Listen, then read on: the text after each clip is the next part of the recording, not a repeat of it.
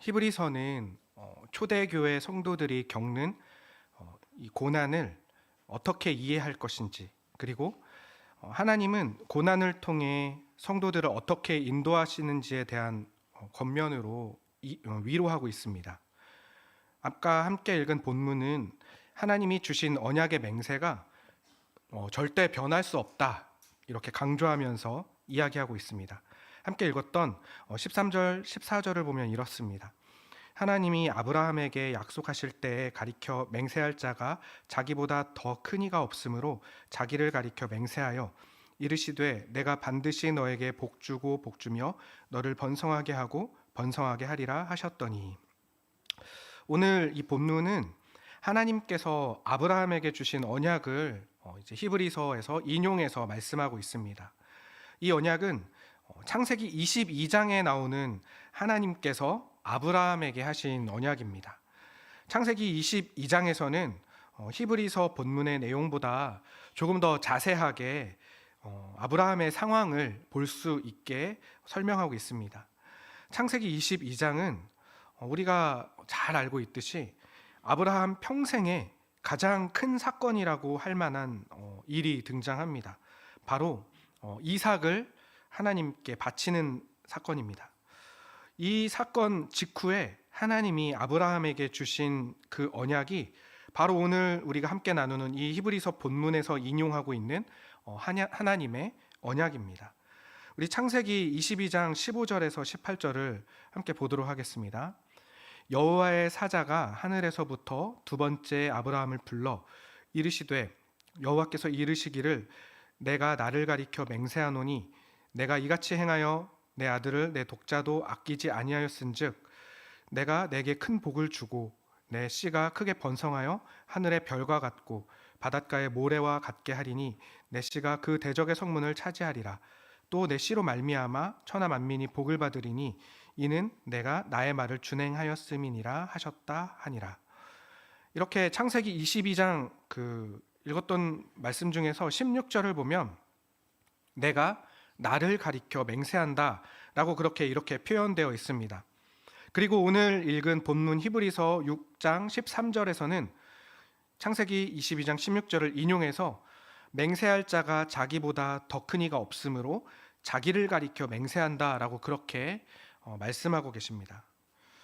내가 나를 가리켜 맹세한다는 것은 나의 명예를 걸고 맹세한다 라는 그런 의미가 담겨져 있습니다. 그러니까 하나님이 나를 가리켜 맹세한다는 것은 하나님이 자신의 이름의 명예를 걸고 이 약속이 절대 변하지 않고 깨지지 않을 약속이라는 것을 스스로 내가 보증한다 라고 그렇게 말씀하시는 것입니다.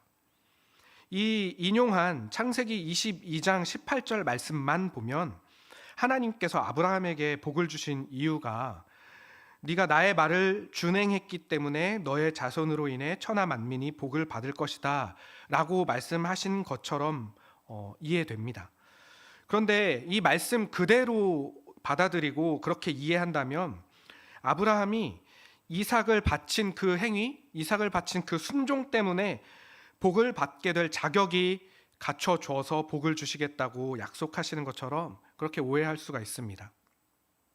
이 말씀, 이 상황만 보면 하나님께서 아브라함이 이삭을 바치는 순종을 했기 때문에 복을 주시겠다고 하신 것처럼 그렇게 이해할 수도 있겠지만 이 순간의 본문만 보지 말고 아브라함 전체의 삶을 놓고 보면 그 해석이 달라지게 됩니다.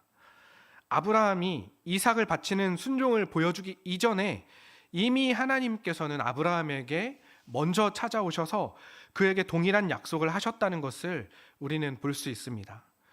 그래서 하나님이 아브라함에게 주신 언약들을 조금 살펴보도록 하겠습니다. 하나님께서 아브라함에게 주신 언약은 창세기 12장에 제일 처음 등장합니다. 하나님께서 아브라함에게 나타나셔서 명령과 약속을 하셨는데 너의 고향과 친척과 아버지의 집을 떠나서 너에게 보여줄 땅으로 가라 라고 그렇게 명령하시고 그 이후에 내가 너로 큰 민족을 이루고 너에게 복을 주어서 너의 이름을 크게 할 것이다. 너는 복의 근원이 될 것이다 라고 그렇게 말씀하시면서 하나님께서 아브라함에게 떠나라 그리고 너에게 복을 주겠다. 이렇게 명령과 약속을 하셨습니다. 이 약속이 하나님께서 아브라함에게 처음 주신 약속이었습니다.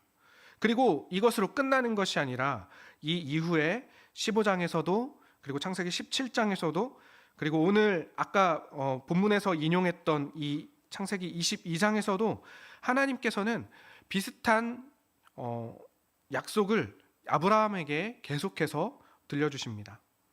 15장에서 하나님께서 약속하실 때에는 아브라함의 몸에서 난 자를 상속자로 줄 것을, 그리고 하늘의 별과 같이 셀 수 없을 만큼의 자손을 허락하겠다고 그렇게 아브라함에게 약속하셨습니다. 그리고 그 다음에 하신 하나님의 보여주신 것이 무엇이냐면 재물을 반으로 쪼개고 그 쪼갠 재물 사이를 하나님께서 횃불의 모습으로 지나가시면서 내가 너에게 주는 이 약속이 절대 깨지지 않을 약속이다. 절대로 어길 수 없는 약속이다 라고 그렇게 친히 맹세하셨습니다.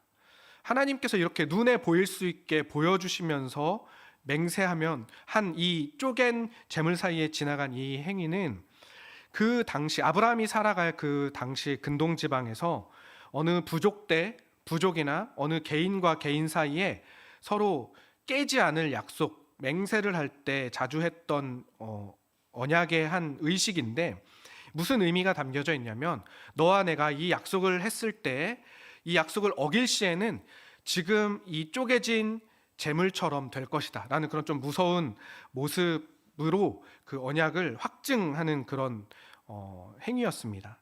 그런데 하나님께서는 아브라함이 하나님이 약속하시는 것을 실제로 눈으로 보고 이해하고 확신할 수 있는 그들의 모습으로 친히 맹세하시면서 하나님이 그 약속을 반드시 이루실 것을 다시 아브라함에게 확인시켜 주셨습니다. 그리고 17장에서는 아브라함의 이름을 바꿔주는 사건이 등장합니다. 아브라함의 이름은 원래 아브람이었죠. 그런데 아브람의 뜻은 높은 아버지, 큰 아버지 이런 뜻인데 좀 이렇게 해석하자면 한 가문의 조상이 되는 그런 존재, 아버지 이런 그런 정도의 의미입니다. 그의 이름을 하나님께서 아브람에서 아브라함으로 바꿔주시면서 아브라함이 단지 한 가문의 아버지, 아브람으로서 단 한 가문의 아버지 조상을 넘어서 너는 열국의 아버지가 될 것이다 라는 의미로 아브라함으로 이름을 바꿔주시고 그 전에 하나님께서 했던 약속을 다시 한번 상기시켜 주시는 그런 모습을 볼 수 있습니다. 나는 너의 하나님이 되고 너는 내 백성이 될 것이다. 너의 후손이 번성할 것이고 너는 열국의 아버지가 될 것이다 라고 그렇게 약속을 해주시면서 이번에도 하나님의 맹세는 절대 변하지 않는다고 그렇게 말씀하셨습니다. 이처럼 하나님께서 아브라함에게 복을 주시겠다, 너는 복의 근원이 되겠다 그렇게 약속하신 약속은 아브라함이 이삭을 바치는 순종을 했기 때문에 주셨다고 보기에는 무리가 있습니다. 이삭을 바치기 이전에도 아브라함에게 계속 나타나셔서 동일한 약속을 계속해서 주셨기 때문입니다. 자신보다 큰 자가 없기에 스스로에게 맹세하신 하나님의 맹세가 단지 아브라함이 이삭을 바쳐서 아브라함이 하나님의 명령대로 잘 순종해서 명령에 잘 따라서 이렇게 간다면, 이렇게 이해하고 해석을 한다면 그것은 너무 쉬운 이야기가 되고 하나님이 너무 단순하신 분이 되어버립니다. 하나님은 절대로 그런 분이 아니십니다. 오늘 이 히브리서 본문이 이야기하고 싶은 것은 아브라함이 순종해서 복받았다, 아브라함이 하나님 말 잘 들어서 일이 잘 풀렸다, 이 이야기를 하고 싶은 것이 아닙니다. 하나님이 아브라함에게 하신 약속이 무엇인지를 이야기하고 싶어서 그 히브리서는 이야기하고 있습니다. 그 약속을 지킬 것을 확증하시기 위해서 맹세하셨다라는 데에 중점이 있습니다. 그리고 그 맹세로 인해서 아브라함은 믿는 자들의 조상이 되었다, 이것을 이야기하고 싶은 것입니다. 아브라함이 받은 언약에 대해서 로마서 4장 13절에서 16절에서는 이렇게 설명하고 있습니다. 아브라함이나 그 후손에게 세상의 상속자가 되리라고 하신 언약은 율법으로 말미암은 것이 아니요 오직 믿음의 의로 말미암은 것이니라. 만일 율법에 속한 자들이 상속자이면 믿음은 헛것이 되고 약속은 파기되었느니라. 율법은 진노를 이루게 하나니 율법이 없는 곳에는 범법도 없느니라. 그러므로 상속자가 되는 그것이 은혜에 속하기 위하여 믿음으로 되나니 이는 그 약속을 모든 후손에게 굳게 하려 하심이라. 율법에 속한 자에게뿐만 아니라 아브라함의 믿음에 속한 자에게도 그러하니 아브라함은 우리 모든 사람의 조상이라. 하나님께서 아브라함에게 하신 그 약속, 아브라함에게 복을 주고 너가 복의 근원이 되게 하고 너의 자손이 번성하게 하겠다라는 그 약속을 로마서 4장 13절에서는 율법 때문이 아니라 믿음 때문이다라고 그렇게 말씀하십니다. 율법은 그것을 지켰느냐 못 지켰느냐, 했냐 못했냐에 집중됩니다. 그래서 율법적인 시선으로 보면 순종하면 했으니까 성공했으니까 복을 받고 순종하지 못하면 실패했으니까 복을 받지 못하는 것이 되어버립니다. 만약 아브라함이 율법으로 상속자가 된 것이라면 아브라함이 했으니까 아브라함의 실력으로 복을 받게 된 것이고 상속자가 된 것이기에 믿음이 전혀 쓸모가 없게 된 것입니다. 그렇게 되면 약속 역시도 파기되는 것이라고 그렇게 로마서에서는 설명을 하고 있습니다. 하지만 아브라함은 믿음으로 상속자가 되었다라고 그렇게 이야기합니다. 율법이 했냐 못했냐 잘했냐 잘못했냐 이렇게 잘잘못에 집중을 하고 있다면 믿음은 율법과는 다르게 하나님과의 관계에 집중을 하고 있습니다. 하나님께 붙들림이 중요하다고 이야기하고 있는 것입니다. 믿음의 시선으로 해석하면 아브라함이 했냐 못했냐가 중요한 것이 아니라 아브라함이 하나님께 붙들려 있느냐가 중요한 것이 됩니다. 그러기에 율법과 믿음은 너무나도 큰 차이가 있습니다. 율법의 기준이 잘잘못이라고 한다면 믿음의 기준은 잘잘못을 넘어서는 것이 되는 것입니다. 율법은 잘했냐 잘못했냐가 아까도 계속해서 말씀드린 것처럼 중요합니다. 하지만 믿음은 은혜 그 자체입니다. 잘했어도 잘못했어도 하나님께서 주시는 것입니다. 조건이 없습니다. 그렇다고 율법이 전혀 쓸모없는 악한 것은 아닙니다. 율법 역시도 하나님께서 우리에게 주신 것이기 때문입니다. 그래서 성경은 율법을 우리를 그리스도께로 인도하는 초등교사와 같다고 갈라디아서 3장 24절에서 말씀하고 있습니다. 쓸모없고 필요 없는 것은 아니지만 율법의 한계가 그리스도께로 인도하는 데까지만 그 한계가 명확하다라고 그렇게 이야기한다는 것입니다.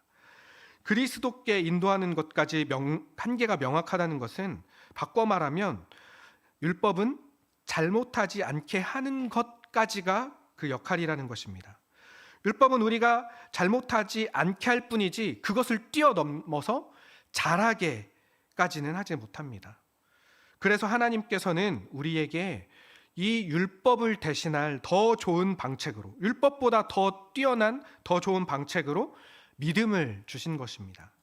하나님께서는 율법이 이제는 우리를 다스리지 않게 하시고 믿음의 은혜가 이제 우리를 지배하고 우리를 붙들고 우리를 그리스도 닮은 하나님의 자녀로 자라나게 만들 것이다 라고 그렇게 말씀하십니다. 그래서 믿음은 우리를 더 잘하게 합니다. 우리의 실력보다 더 잘하게 합니다. 그리고 또 믿음은 우리를 더 자라나게 합니다. 성장하게 한다는 것입니다. 세상적인 좋은 결과를 만들어내게 한다는 뜻이 아닙니다. 하나님께서 원하시고 하나님께서 바라시는 모습으로 우리를 자라나게 한다는 것입니다. 그렇게 우리가 더 잘하게 되는 것입니다. 아브라함은 그런 측면에서 보았을 때 그렇게 믿음에 붙들렸습니다. 만약에 아브라함이 잘못하지 않을 정도로 딱 거기까지만 해서 멈췄다면 아마 하나님께서 아브라함을 끝까지 끌고 가지 않으셨을 것입니다. 하지만 하나님은 아브라함을 끝까지 끌고 가실 작정이셨기 때문에 잘못하지 않을 정도로 딱 멈추게 하시는 것이 아니라 더 자라게 하는 믿음에 붙들리게 하신 것입니다. 그래서 아브라함이 이삭을 드릴 정도로 자라난 것입니다. 아브라함이 믿음의 여정을 시작했던 모습을 우리는 잘 알고 있습니다. 하나님께서 아브라함을 처음 찾아오셔서 그를 부르시고 함께 하시면서 그 여정이 시작되죠. 아브라함이 처음부터 잘하지는 않았습니다. 고향을 떠나라고 하셨을 때 아마 두렵고 떨렸을 것입니다. 여기서 우리 아버지의 아버지도 터전을 내리고 뿌리를 내리고 쭉 살아왔던 이 땅에서 떠난다는 것은 그렇게 쉬운 일이 아니었기 때문입니다. 그렇게 하나님께서 떠나라고 하시는 그 명령에 두렵고 떨리는 마음으로 첫 발을 내디뎠을 것입니다. 그리고 낯선 땅에 갔을 때 자기 목숨을 구하고자 아내를 누이라고 말하기도 한 사건, 그리고 조카 롯과 갈등도 있었고 또 주변의 이방 민족과도 갈등이 있었습니다. 그리고 나이가 많아서 이제 생물학적으로 도저히 아이를 낳을 수 없을 때 하나님의 약속으로 주신 이삭을 얻게 되었습니다. 이런 경험들이 아브라함에게는 자신의 실력으로는 도저히 만들 수 없는 것들을 하나님께서 나에게 행하시고 이끄신다는 증거가 되어서 아브라함의 인생에 차곡차곡 쌓였습니다. 그런데 하나님은 거기서 그치는 것이 아니라 하나님의 약속대로 주신 그 이삭을 나에게 바쳐라 라고까지 말씀을 하시는 것입니다. 하나님의 약속으로 얻게 된 이 아들이 얼마나 예쁘고 소중하고 사랑스럽고 내 목숨과 바꿔도 아깝지 않았겠습니까? 하지만 하나님께서 하신 명령이기 때문에 아브라함의 능력으로는 이 명령을 없던 일로 바꿔버리거나 어떻게 피해보거나 그럴 수는 없었습니다. 그때 아브라함은 믿음의 결정을 하게 됩니다. 얻을 수 없었던 아들을 주신 분이 바로 하나님이시고 그 아들을 통해서 별과 같이 많은 자손을 허락하시겠다라고 약속하신 분도 바로 하나님이십니다. 그 약속을 하신 분이 하나님이시니 하나님께서 약속을 이루어 가실 것을 믿고 그 상황 가운데서도 하나님의 약속을 따라가기로 한 것입니다. 하나님은 아브라함의 그 믿음의 결정을 보신 것입니다. 만약에 하나님이 아브라함이 얘가 내 명령대로 진짜 아들을 바치나 안 바치나 한번 두고 보자 라고 그렇게 아브라함을 째려보신 것이 아닙니다. 지켜보고 계신 것이 아니었습니다. 아브라함이 이삭을 바치고 나서야 이제 네가 내 명령대로 이삭을 바쳤으니 이제 내가 너를 인정한다. 이제 내가 너를 네가 내 이야기에 내 말에 순종했다는 것을 알았다라고 이렇게 말씀하신 것이 아닙니다. 아들을 드리려는 순간 하나님께서는 아브라함을 멈추시고 이렇게 말씀하시죠. 됐다. 너는 순종했다. 너는 이삭을 나에게 바친 것과 마찬가지다 라고 그렇게 말씀하시면서 아들을 드린 것과 같이 인정을 해주신 것입니다. 이게 믿음을 의로 여겨주셨다라고 말씀은 표현합니다.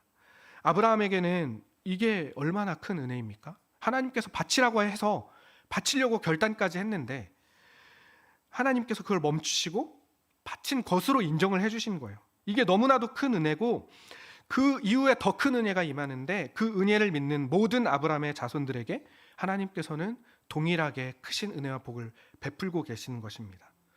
아브라함은 하나님께 붙들린 삶을 살아왔습니다. 그게 아브라함이 뛰어나서가 아닙니다. 아브라함의 실력으로 하나님을 붙잡은 것이 아니라 하나님께서 아브라함을 붙드시고 이끄시는 그 하나님께 그 자신의 삶 전체를 그냥 온전히 맡긴 것뿐인데 하나님이 계속해서 아브라함의 실력보다 더욱더 높고 깊은 곳으로 완전한 곳으로 이끌어 가시는 것을 말씀을 통해서 계속 볼 수가 있는 것입니다. 만약에 아브라함이 하나님께 붙들린 삶을 살아가지 못했었다면 지금 눈에 보이지 않는 하나님보다 지금 내 눈앞에 있고 만질 수 있고 안아줄 수 있고 이야기 나눌 수 있는 이 이삭이 더 소중했을 것입니다.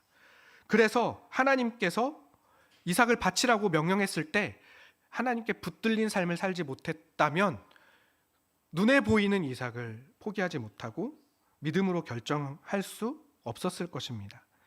사실 아브라함은 하나님의 명령을 피할 수 없다는 것, 하나님께서 말씀하신 그 명령 가운데에서 내가 어떻게 해볼 도리가 없다는 것을 알았습니다. 그래서 피할 수 없는 상황에서, 그렇다면 나는 어떻게 결정해야 하는가의 이 상황에서 믿음에 붙들린 자의 선택을 한 것입니다. 그런 상황은 우리 실력으로 피할 수 없습니다. 우리 삶 가운데에 찾아오는데 우리 실력으로 피할 수 없습니다. 우리가 심지어 하나님께 간절히 기도한다고 해도 하나님께서 그래, 네가 이렇게 간절히 기도하니까 내가 너의 이런 문제, 이런 고난을 깨끗하게 치워줄게 라고 그렇게 말씀하시지도 않습니다. 왜냐하면 하나님은 그렇게 우리를 맹목적으로 감싸실 뜻이 없으시기 때문입니다. 하나님은 우리를 더 잘하게, 그리고 더 자라나게 하실 계획이십니다.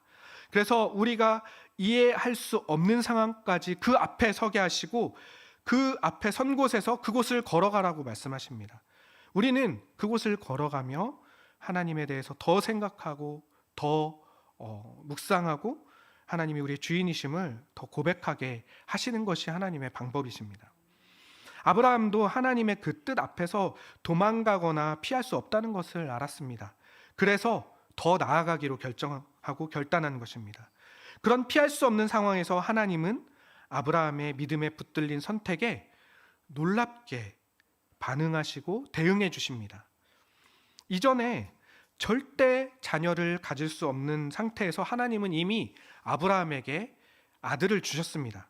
그리고 지금 이 순간은 죽음을 앞둔 그 이삭을 다시 아브라함에게 허락하신 것과 마찬가지입니다. 만약에 하나님께서 아브라함에게 내린 그 약속을, 그 명령을 되돌리지 않으시고 진짜로 이삭을 잡아야 했다면 이삭이 죽을 수밖에 없었을 텐데, 하나님께서는 그 죽음을 앞둔 이삭을 바치는 그 명령을 다시 거두시고 이삭이 다시 산 것과 같이, 다시 살아나게 하신 것과 같이 하신 것입니다. 그렇게 아브라함은 이미 마음으로 하나님께 이삭을 드리기로 결단하고 한 걸음을 내딛었지만, 그래서 아브라함은 아들을 하나님께 드렸지만 다시 되돌려 받은 것이 되었습니다. 아브라함은 이 증거로 하나님께서 아들을 다시 살리셨다, 하나님께서 죽을 수밖에 없는 아들을 나에게 다시 주셨다라는 이 증거로 하나님이 맹세로 약속하신 그 길을 그의 실력으로는 도저히 갈 수 없는 곳까지 걸어가게 된 것입니다. 히브리서는 이 말씀을 통해서 성경에서 말하는 피할 수 없는 상황에 대해서 이야기하고 있습니다. 히브리서에서 이야기하는 그 초대교회 성도들의 상황이 피할 수 없는 고난과 고통의 상황을 앞에 두고 있다는 것을 알고 있기 때문에 이 이야기를 하며 그들에게 그 권면을 하고 있는 것입니다. 우리 삶에서 선택의 여지가 없는 고난이 있다는 것을 너희들이 기억해야 한다라고 말합니다. 그래서 고난은 잘하면 사라지고 잘못하면 벌로 주어지는 상벌과 같은 것이 아니라고 그렇게 이야기합니다. 그래서 너희들은 고난을 피하거나 벗어나려는 그 일 자체에 붙들려서 거기에 매여서 살아가지 말고 그 순간에도, 그 고난의 순간에도 하나님께 붙들려 있어야 한다라고 그렇게 말씀하시는 것입니다. 우리가 고난의 길을 하나님의 뜻대로 걸어갈 수 있는 유일한 방법은 하나님께 붙들려 있는 것뿐입니다. 지금까지 인도하신 하나님의 신실하심이 우리에게 쌓여있는 증거가 되어서 오늘도 하나님께서는 나를 신실하게 인도하실 것이다, 내가 지금 눈앞에 펼쳐진 이 상황이 이해가 되지 않더라도 지금까지 나를 인도하신 하나님께서 오늘도 나를 신실하게 인도하실 것이라는 믿음의 선택을 해나가는 것, 그것이 우리의 선택이 되어야 하는 것입니다. 우리가 부족하고 연약하기에 더 붙들려 있어야 하는 것입니다. 아브라함이 하나님께 붙들린 삶을 산 것처럼, 그래서 아브라함의 삶을 하나님께서 친히 그 약속들을 이루어 가시면서 인도하신 것처럼 우리도 우리 능력으로 내 삶을 돌파해내는 것이 아니라 하나님께 붙들린 결정과 걸음으로 주어진 오늘 하루를 살아가는 것입니다. 사실 여러분들도 다 경험을 하시겠지만 하나님이 이끄시는 곳, 하나님이 서라고 하시는 곳, 하나님이 가보라고 하시는 그곳 앞에 그 서는 일은 우리에게는 대부분 두려운 일이고 위험하다고 느껴지는 곳입니다.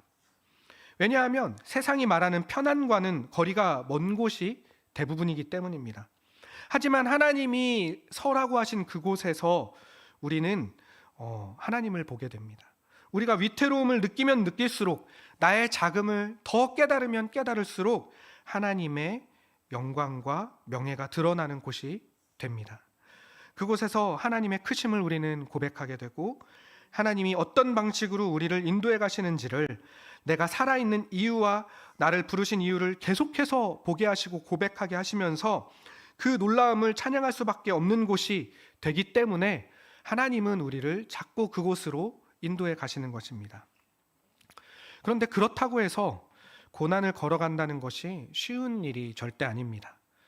왜냐하면 우리의 습성이 힘들게 살고 싶지 않아 하기 때문입니다.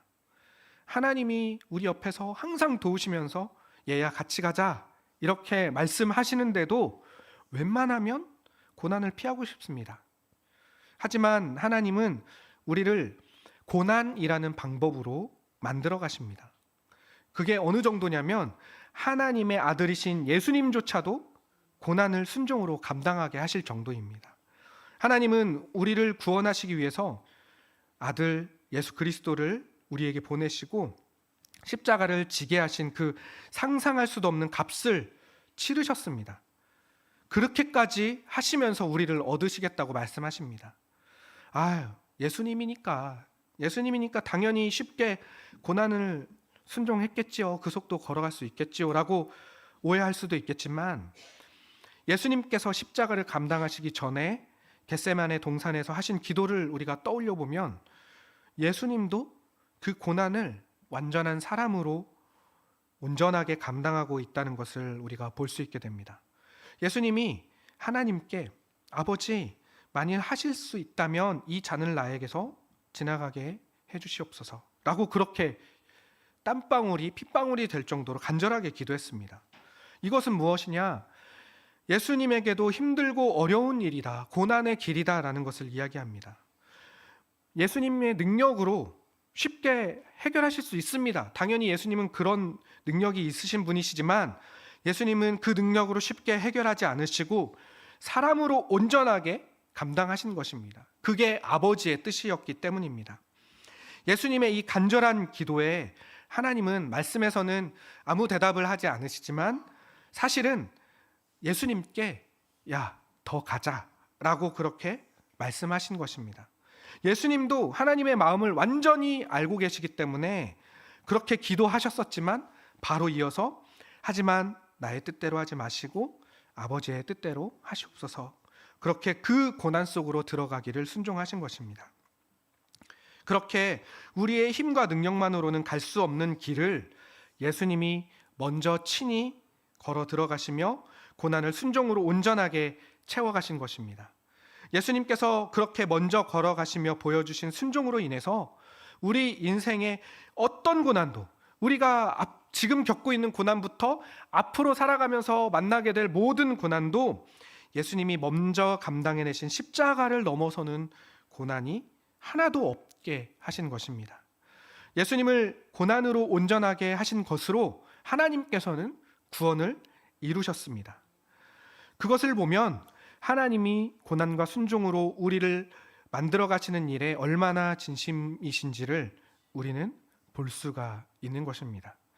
하나님의 뜻이고 하나님의 방법, 고난이 우리를 만들어가고 빚어가는 것이 하나님의 뜻이고 하나님의 방법임에도 불구하고 우리는 우리의 연약함으로 인하여서 왜 우리를 이렇게 어려운 길로 인도하시는지 이해하지 못하면서 더 가야 하는 그 길에서 주저하거나 그 길을 놓칠 때가 많이 있습니다. 오늘 본문의 대상자인 그 초대교회 성도들이 아마 그랬을 것입니다. 그리고 우리도 역시 마찬가지입니다. 히브리서는 하나님께서 아브라함에게 하셨던 약속을 보여주면서 너희들도 하나님의 확실한 약속에 흔들리지 않고 바로 서야 한다, 그렇게 권면하고 있습니다. 초대교회 성도들과 같이 그 현실에 예수님을 믿는다는 그 믿음 때문에 감당하기 힘들 것 같은 고난과 두려움이 그들을 마구마구 흔들고 있을 때, 그때 그 성도들에게 하나님의 약속은 절대 변하지 않고 하나님은 우리에게 더 크신 하나님의 영광을 보게 하실 계획이다. 하나님은 언제나 우리의 생각보다 훨씬 더 큰 일을 하신다는 것을 말씀하고 계시는 것입니다. 그래서 히브리서는 고난과 핍박을 피하는 방법을 가르쳐주는 말씀이 아닙니다. 공감과 이해로 그들을 괜찮아 좋아질 거야 라고 그렇게 위로하는 말씀도 아닙니다. 히브리서는 고난과 핍박이 일한다, 고난은 내가 너희를 빚어가는 방법이다 라고 그렇게 말씀하시고 있습니다. 아브라함이 이삭을 데리고 나아가기까지의 눈물과 아픔, 그리고 감당하기 힘든 피하고 싶은 절망이 결국 하나님이 아브라함을 더 깊은 존재로 빚어갔다는 것을 가르치는 것이 히브리서가 고난받는 성도들에게 주는 위로이자 권면이 되는 것입니다. 그렇다면 그 위로에 합당한 반응은 무엇일까요? 바로 순종입니다. 고난이 하나님께서 우리를 더 하나님의 자녀다운 자들로 만들어 가시는 방법이라는 것을 알게 된 우리들의 제대로 된 반응이 무엇이냐면 순종이 되어야 된다는 것입니다. 결과를 알기 때문에 쉽게 순종하는 것도 아니고 보상을 바라는 마음으로, 내가 하나님께 순종했으니까 나에게 복 주세요, 내가 하나님께 이 일을 순종했으니까 내가 원하는 이것 하나 주세요라고 그렇게 하나님과 보상을 바라며 거래하는 것도 아닙니다. 단지 하나님께서 우리를 예전에 율법에 그대로 맡겨두지 않으시고 우리의 하나님의 우리를 향한 목적을 위해서 우리를 붙드시고 끌고 가시는 그 열심 때문에 감사하면서 순종하는 것이 우리의 제대로 된 반응이라는 것입니다. 하나님은 우리를 기준 앞에 세워놓으시고 심판하시려는 그런 냉정하고 기계적인 심판관이 아니십니다. 우리를 더 깊고 높은 하나님의 완전한 곳으로 인도하시는 자비로우신 하나님이십니다. 하나님은 우리를 이렇게 인도하실 것을 하나님의 의지를 담아서 실행해 가십니다. 그래서 하나님은 우리의 실패에 집중하지 않으시고 그 실패를 보고 판단하고 책임을 묻는 것에 집중하지 않으시고 우리가 그랬을 때 다시 일어나게 하시고 또 다시 가볼 수 있도록 우리와 함께 하시는 것입니다. 고난과 핍박에서도 야, 너 왜 실패했어? 왜 잘못했어? 라고 말씀하시지 않고 너의 아픔과 눈물과 실패와 좌절이 너를 더 자라나게 할 거야 라고 그렇게 말씀하시는 것입니다. 우리 본문 17절, 18절 말씀을 함께 한 목소리로 읽어보도록 하겠습니다. 하나님은 약속을 기업으로 받는 자들에게 그 뜻이 변하지 아니함을 충분히 나타내시려고 그 일을 맹세로 보증하셨나니 이는 하나님이 거짓말을 하실 수 없는 이 두 가지 변하지 못할 사실로 말미암아 앞에 있는 소망을 얻으려고 피난처를 찾는 우리에게 큰 안위를 받게 하려 하심이라. 아멘. 하나님께서는 하나님의 자녀들에게 하나님의 약속이 절대 변하지 않으신다는 것을 맹세로 보증하셨다, 그렇게 말씀하십니다. 이것을 두 가지 변하지 못할 사실로 증거 삼고 있는데, 첫 번째는 하나님께서 하신 약속의 맹세 그 자체이고, 두 번째는 하나님은 거짓말을 하실 수 없는 분이라는 것입니다. 이 두 가지는 절대로 변할 수 없는 사실이기 때문에 우리는 변하지 않는 사실에 우리의 소망을 둘 수 있게 되는 것입니다. 여기에서 가장 중요한 것은 하나님의 약속이 변하지 않는다는 것에 있습니다. 세상은 눈에 보이는 것들로 소망을 두고 살아갑니다. 어떤 사람은 물질에 소망을 두고 살아가고, 어떤 사람은 건강에, 어떤 사람은 이념에, 어떤 사람은 감정에 소망을 두고 살아갑니다. 하지만 그 모든 것들이 결국에는 변해버릴 것들입니다. 세상의 모든 것은 어느 것 하나도 빠짐없이 변할 수밖에 없습니다. 물리적인 것은 당연히 물론이고, 정신적인 것들, 감정적인 것, 이념적인 것 같이 눈에 보이지 않은 것들도 모두 변하게 되어 있습니다. 하지만 하나님 한 분만은 절대 변하지 않으십니다. 그러기에 하나님은 세상에 변하는 것들에 소망을 두고 살아가는 것을 참지 못하시는 것입니다. 창조자인 변하지 않는 하나님이 있는데 그 변하지 않는 하나님을 소망 삼지 않고 세상에 변해버릴 것들을 소망 삼아 살아가는 것들을 참지 못하신다는 것입니다. 그래서 우리를 창조한 변하지 않으시는 하나님께 소망을 두기를 하나님은 계속해서 원하고 계십니다. 그렇게 변하지 않는 하나님께서 변하지 않는 내가 친히 보증하고 맹세한 약속을 너에게 준다라고 이렇게 말씀하십니다. 이 약속은 절대 변하지 않는다. 변하지 않는 내가 보증한다. 너희들이 원한다면 맹세로도 보여주겠다. 나는 너희를 나의 약속의 자리로 이끌어 갈 것이다. 그러니 너희들도 두려워하지 말고 흔들리지 말고 더 가보자 라고 그렇게 말씀하시는 것입니다. 우리는 하나님의 이 보증에 믿음으로 붙들려 있어야만 합니다. 하나님이 이끄시는 대로 우리 삶을 맡기고 내어드리면 됩니다. 19절 20절 보면 우리가 이 소망을 가지고 있는 것은 영혼의 닷 같아서 튼튼하고 견고하여 휘장 안에 들어가나니 그리로 앞서가신 예수께서 멜기세덱의 반차를 따라 영원히 대제사장이 되어 우리를 위하여 들어가셨느니라 이렇게 말씀하십니다. 하나님은 하나님의 약속이 변함없으심을 예수님을 보여주시는 것으로 표현하셨습니다. 우리에게 보여주셨습니다. 우리를 향한 나의 뜻은 하나님께서 우리에게 내어준 하나님의 아들 예수님이 증거가 된다. 더 이상 더 큰 증거가 뭐가 필요하냐? 그렇게 말씀을 하시는 것입니다. 그 사실은 튼튼하고 견고한 영혼의 닷 같아서 절대로 흔들리지 않고 친히 우리를 위한 대제사장이 되어 휘장 안으로 들어가셨다. 그렇게 말씀으로 증거하고 계십니다. 그리고 우리들은 그 길을 따라가는 자들입니다. 우리가 걸어가는 길은 예수님께서 먼저 걸어가신 길입니다. 그 길은 우리 힘으로는 절대 가볼 수 없는 신비롭고 위대한 길이지만 하나님이 예수님께 걷게 하신 순종과 고난의 길이었습니다. 그 고난의 길을 걷는 성도들에게 히브리서 저자는 오늘 본문에서 아브라함을 통해 믿음에 붙들린 자의 선택은 무엇이고 하나님께서는 그를 어떻게 이끌어 오셨는지를 말하고 있습니다.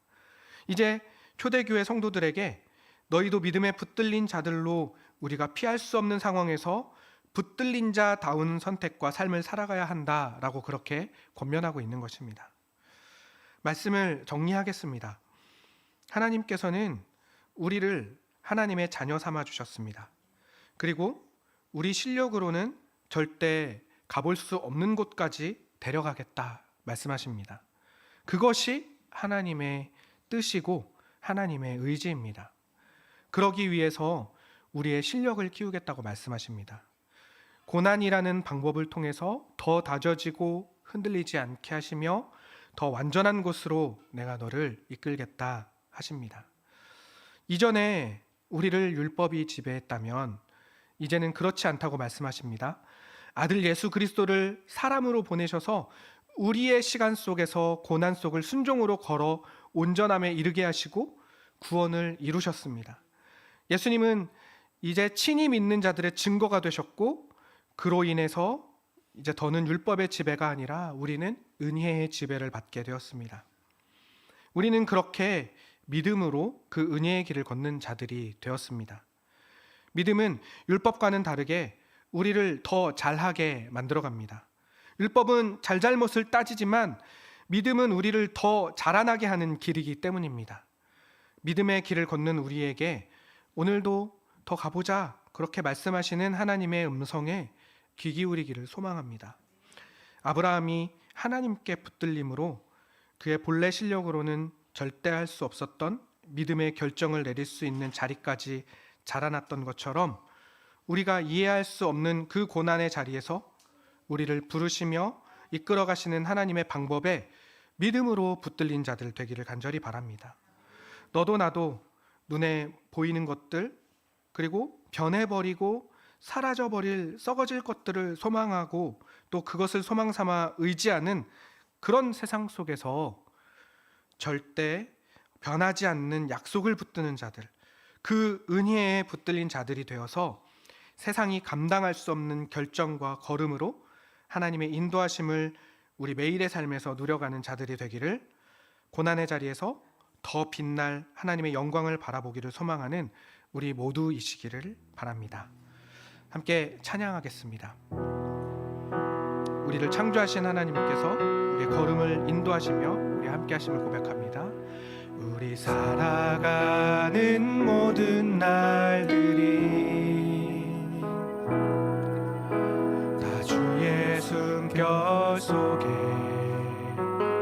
지어졌으니 이제 모두 모여 다 주를 찬양해.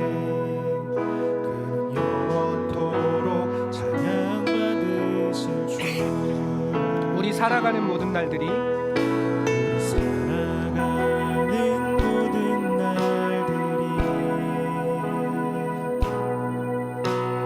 주의 숨결 속에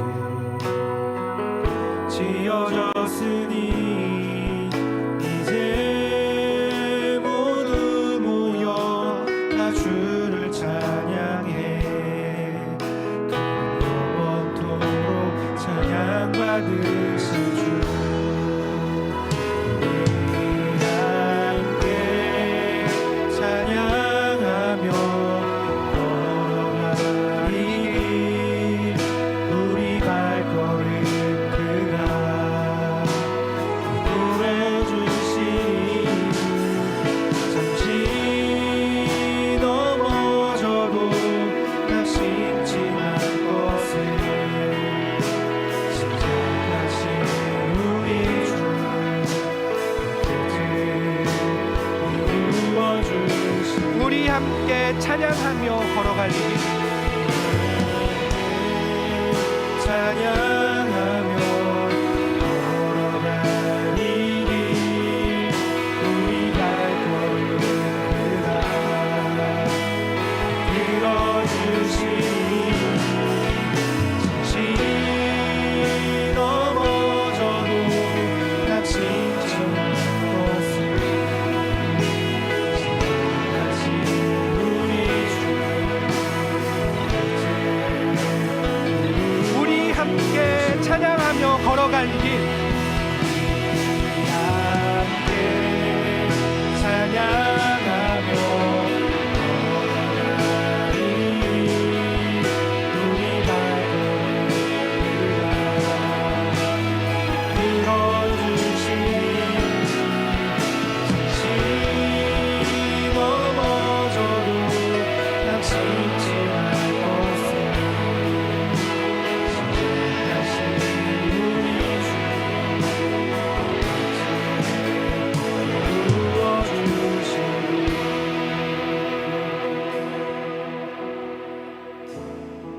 하나님 아버지, 하나님의 변하지 않으시는 그 의지와 우리에게 주신 그 약속으로 우리를 하나님의 자녀 삼아 주시고 더 하나님의 자녀답게 자라날 수 있도록 우리를 날마다 이끄심에 감사드립니다. 어떤 자리에서도 하나님이 우리의 주인이심을 고백하는 믿음의 사람들로 서게 하여 주시고, 우리 능력과 힘으로는 절대 볼 수 없고 설 수 없는 그 하나님의 놀라운 자녀의 자리까지 온전하게 이루어 가실 그 하나님의 이끄심을 고백하는 우리 되게 하여 주시옵소서. 그 이끄심에 붙들림 바 되어 날마다 하나님의 선하신 뜻을 찬양하는 우리 되게 하여 주시옵소서. 우리의 모든 마음, 우리 삶 모두 주님께 드리기를 간절히 소망하며 예수님의 이름으로 기도드립니다. 아멘. 이제는 우리 주 예수 그리스도의 은혜와 하나님 아버지의 무한하신 사랑과 성령의 위로 역사 교통 충만하심이 어떤 상황 가운데에서도 하나님의 붙드심에 우리를 완전히 내어드리기를 소망하는 모든 주님의 자녀들 심령 가운데 사랑하는 이 교회 위에 이제로부터 영원토록 함께 있을지어다. 아멘.